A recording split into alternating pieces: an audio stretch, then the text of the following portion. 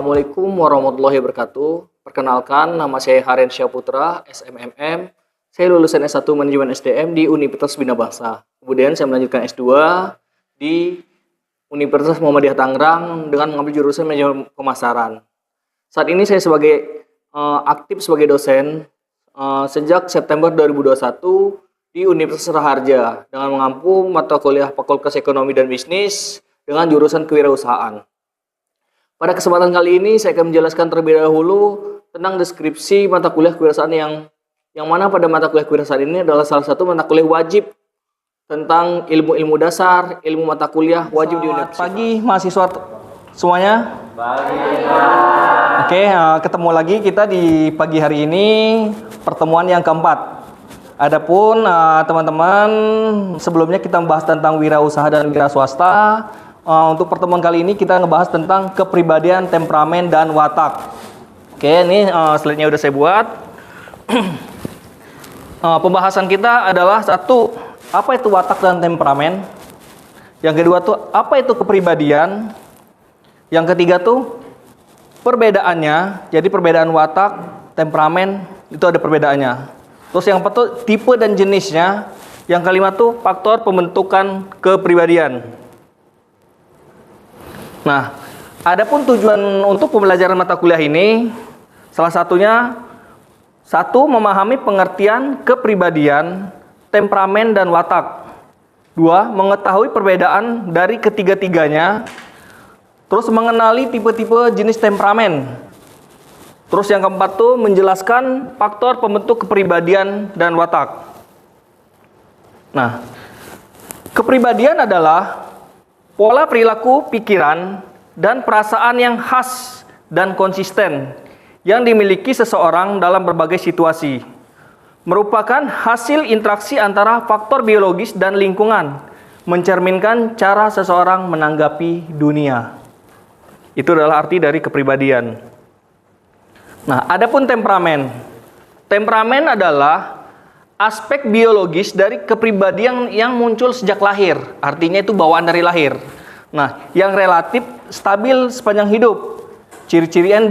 Ciri-cirinya bawaan sejak lahir. Jadi kalau misalnya teman-teman itu sikap temperamen itu biasanya dari lahir dan dari lingkungan. Jadi kalau misalnya di lingkungannya yang keras, pastinya dia akan keras. Tapi kalau misalnya dari lingkungannya yang lemah lembut, kasih sayang, itu biasanya dari faktor keluarga.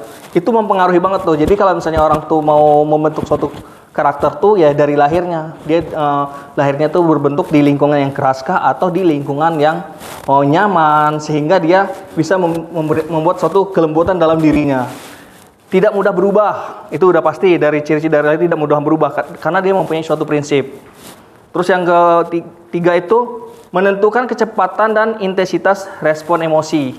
Jadi kalau misalnya dia punya emosi, dia bisa ngerespon. Oh ya, ini yang saya lakukan salah. Oh ya, ini saya lagi marah. Oh ya, saya lagi marah. Gimana sih cara mengendalikannya? Ketika teman-teman udah bisa mengendalikan emosi, ya teman-teman pasti bisa berwirausaha. Karena apa? Ketika teman-teman berwirausaha, teman-teman punya usaha. Kalau misalnya ada pembeli datang, Pak, saya mau beli.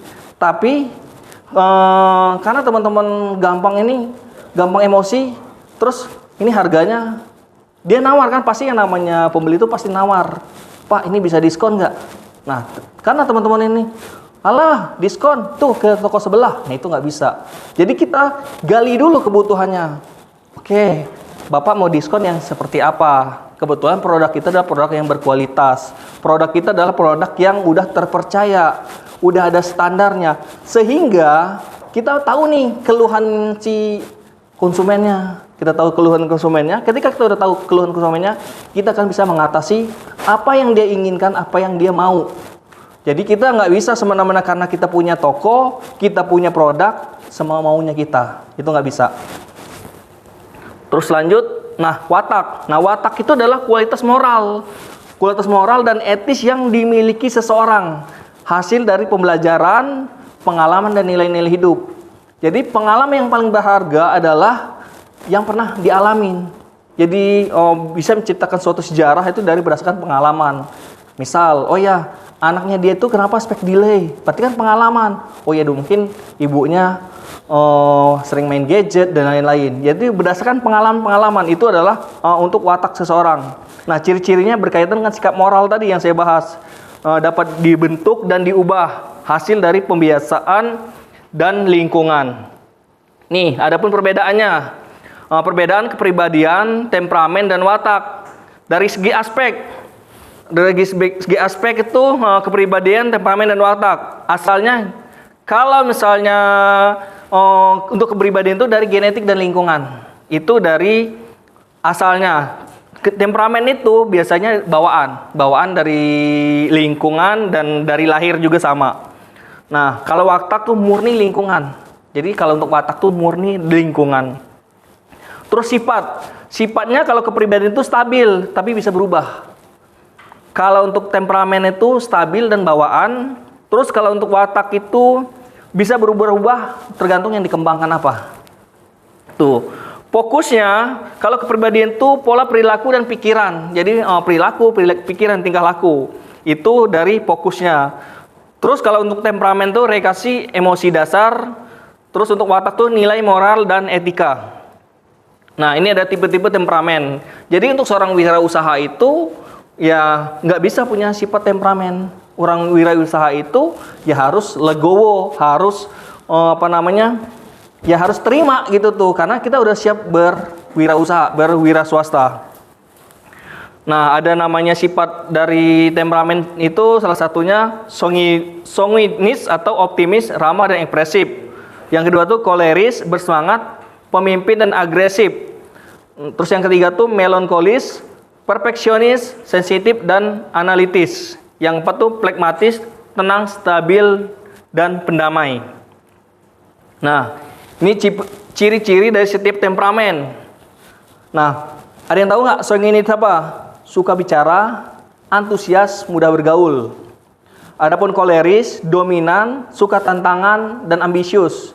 Biasanya kan kalau untuk seorang pengusaha itu dia berambisi nih. Oh ya, kalau omset tahun ini tuh misalnya 50 juta, dia punya target nih 2027 berarti omsetnya harus lebih dari yang sekarang. Berarti dia harus apa? Harus ambisi, harus apa? Optimis. Dia nggak bisa kalau seorang pengusaha tuh ya ngikutin alurnya aja nggak bisa. Dia harus optimis. Jadi kalau misalnya dia omsetnya hari ini tuh misalkan 50 juta, berarti di tahun depan wajib naik ininya kurvanya, wajib naik penghasilannya minimal ya 2 kali lipat, bahkan naik ya 0,5%-nya. Koleris, dominan. Nah, dia dominan, terus suka tantangan dan ambisi. Terus melankolis itu berpikir mendalam, perfeksionis dan terorganisir. Berarti dia terorganisir nih, terancang. Misal penghasilan bulan ini 50 juta, berarti di bulan besok tuh minimal nggak boleh sama. Harus naik ke 51, 52. Intinya jangan sama gitu tuh. Apalagi harus minus, itu salah, nggak bisa. Itu tapi emang wajib sifat dari temperamen ini dalam diri untuk jadi wirausaha. Tapi kalau untuk dipakai dalam kehidupan sehari-hari nggak bisa. Itu untuk ambisinya aja yang kita ambil. Jadi ada sisi positif dan negatif. Nah, terus yang keempat tuh plekmatis, sabar, pendiam, dan tidak suka konflik. Nah, faktor pembentuk kepribadian. Nah, salah satunya adalah faktor biologis, genetik, keturunan. Jadi kalau misalnya orang tuanya tuh temperamen, orang tuanya tuh suka marah-marah, biasanya akan turun ke anaknya. Itu udah salah satu faktor genetik tuh udah pasti. Pengalaman hidup, biasanya orang yang berubah itu karena berdasarkan pengalaman. Misal dulu dia susah, dia nggak mungkin kan hidup susah lagi. Nah, nanti di anaknya pun dia nggak bakalan ngerasain apa yang dirasain orang tuanya dulu. Kalau orang tuanya susah kan nggak mungkin anak saya jadi susah. Pasti dia bermikir keras. Kalau dulu orang tua saya petani, nggak mungkin dong saya harus jadi petani lagi. Minimal ya harus jadi pengusaha, harus jadi mungkin kalau dia kerja jadi manajer, jadi supervisor, punya peningkatan dari apa yang orang tuanya. Kalau dulu orang tuanya hanya lulusan SMA, di teman-teman lulusan S1 minimal anaknya teman-teman lulusan S2, S3 gitu tuh. Pasti kita pengen selangkah lebih maju dari apa yang ada dalam pengalaman kita, pengalaman hidup. Nah, pola asuh keluarga ini sangat mempengaruhi banget. Jadi untuk tingkat keberhasilan orang itu adalah bagaimana di lingkungannya, orang tuanya, yang ngasuhnya, cara dia ngedidiknya. Makanya ketika misalnya teman-teman udah dititipkan di kampus Raharja ini untuk sekolah, ya itu harus diterima. Kalau misalnya teman-teman datang telat, ya dimarahin, itu hal yang wajar. Kenapa? Itu mempengaruhi dari pola pikirnya teman-teman, lingkungan sosial, terus pendidikan dan budaya. Nah, kesimpulannya, kepribadian mencakup keseluruhan karakter seseorang. Ini yang ada dalam wirausaha ya. Temperamen adalah dasar biologis dari emosi dan perilaku. Watak itu berkaitan dengan nilai moral yang bisa dibentuk. Nah, ketiganya membentuk siapa? Ya, kita yang bentuk diri sendiri. Kita yang setelah kita iniin dari lingkungan, dari genetik tadi, kita yang bisa membentuk kita mau jadi seperti apa.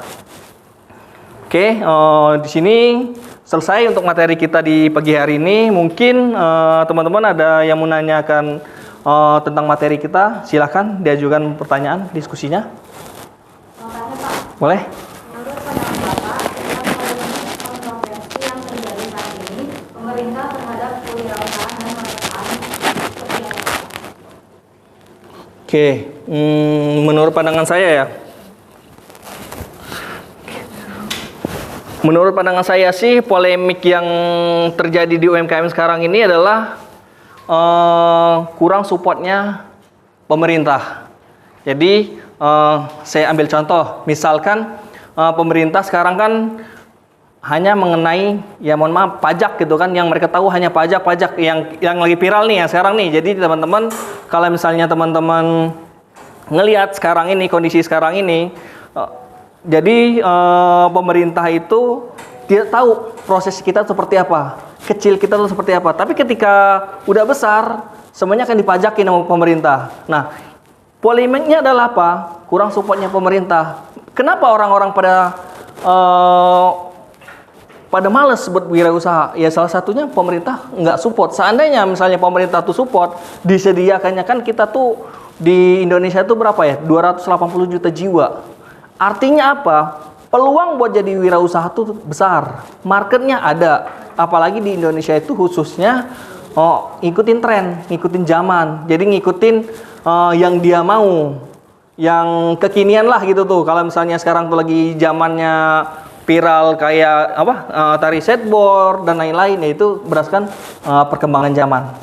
Oke, ada lagi yang mau tanyakan teman-teman?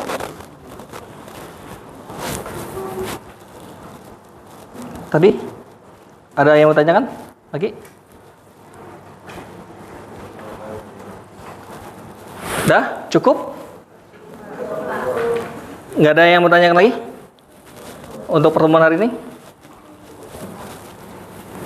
Oke, kalau nggak ada yang bertanyakan lagi, saya cukup sekian untuk pertemuan kali ini. Semoga bermanfaat. Pertemuan minggu besok tuh kita akan ngebahas tentang wirausaha di dalam politik. Nah, nanti jadi setiap wirausaha ada politik, tapi kita akan bahas di dalam pertemuan kelima besok. Mungkin hanya itu yang bisa saya sampaikan. Lebih dan kurang saya mohon maaf. Saya Eri, wabillahi taufiq walhidayah. Assalamualaikum warahmatullahi wabarakatuh. Demikianlah video singkat pengajaran pada materi kuliah kewirausahaan. Semoga dapat memberikan gambaran dalam kegiatan bidang pendidikan dan pengajaran yang saya lakukan selaku dosen khususnya pengampu mata kuliah kewirausahaan. Pada kewirausahaan Fakultas Ekonomi dan Bisnis, mohon maaf bila terjadi kesalahan dan kekurangan serta perhatian, saya ucapkan terima kasih. Saya Harian Saputra, pamit undur diri. Semoga video ini bermanfaat. Akhir kata, wassalamualaikum warahmatullahi wabarakatuh.